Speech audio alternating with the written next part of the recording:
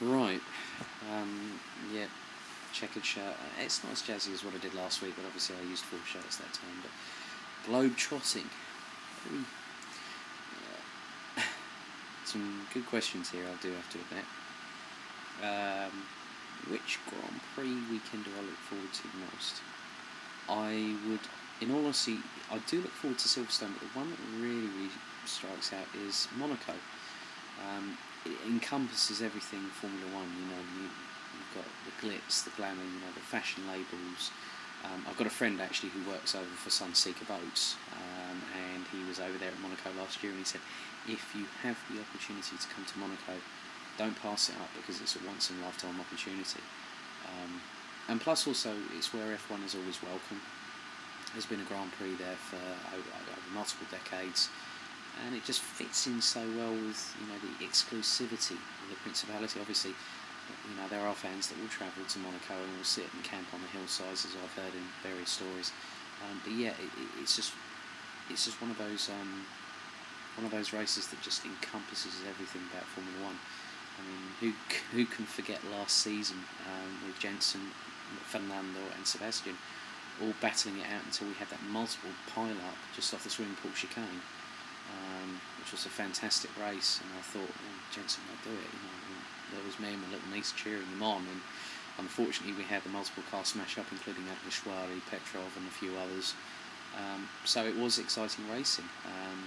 Also, a couple of other memorable moments in the years that I've watched Formula One would be 1992 when Mansell was just under 2/10 of a second behind Senna after changing tyres because his tyres had gone off the cliff, and it was just fantastic to see him charging hard and trying to get past Ayrton.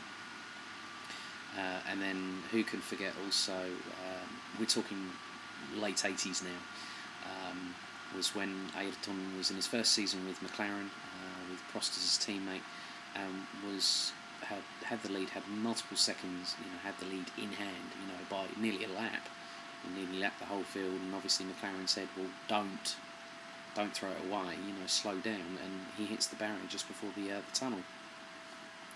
So there's been a fair amount of drama at Monaco, but it's one of the most exciting ones, I think, because it's quite close proximity. It's a street circuit, and it's where F1 does belong.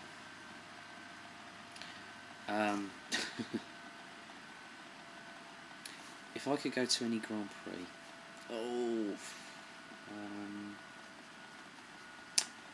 that is a real tough one because there's two tracks that I think really do deserve a mention.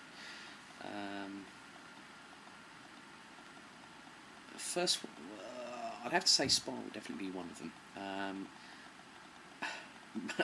If I wanted to go to any Grand Prix, I would have to say the Nürburgring Nordschleife, not the current GP variation, but the Nordschleife, the Green Hell. When you think about it, we had people such as Jackie Stewart, Graham Hill, Jim Clark, racing around this 13.4 mile track. So it's a track that's steeped in folklore in Formula One, and obviously nowadays we don't. When you think about it, I wonder what a current F1 car would do that in. But when we're talking about men being real men, no disrespect to the current crop of drivers, but back then when there was no safety barriers, there was no traction control, no electronic management system for the engines, carbon fibre was not even invented at that point, and so the guys were just using the mechanical grip and engineering know-how that they had to try and get the best setup for the car. So yeah, it would be the Green Hell.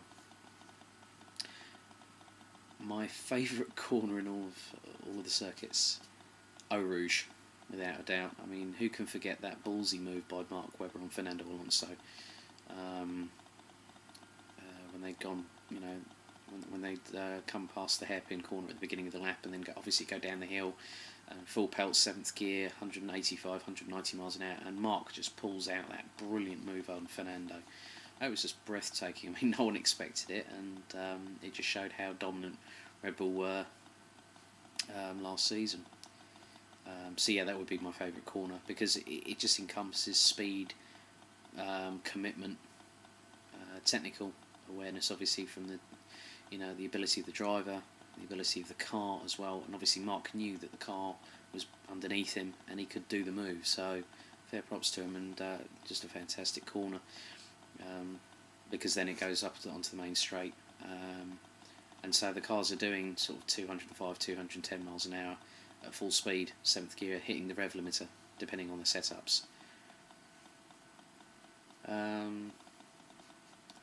Where would I want to see a GP being held?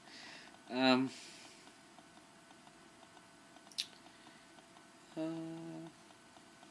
is quite a good question.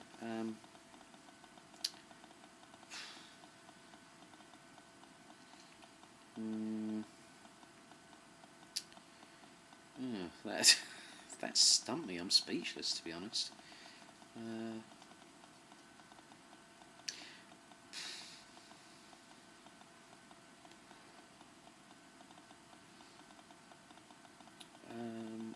I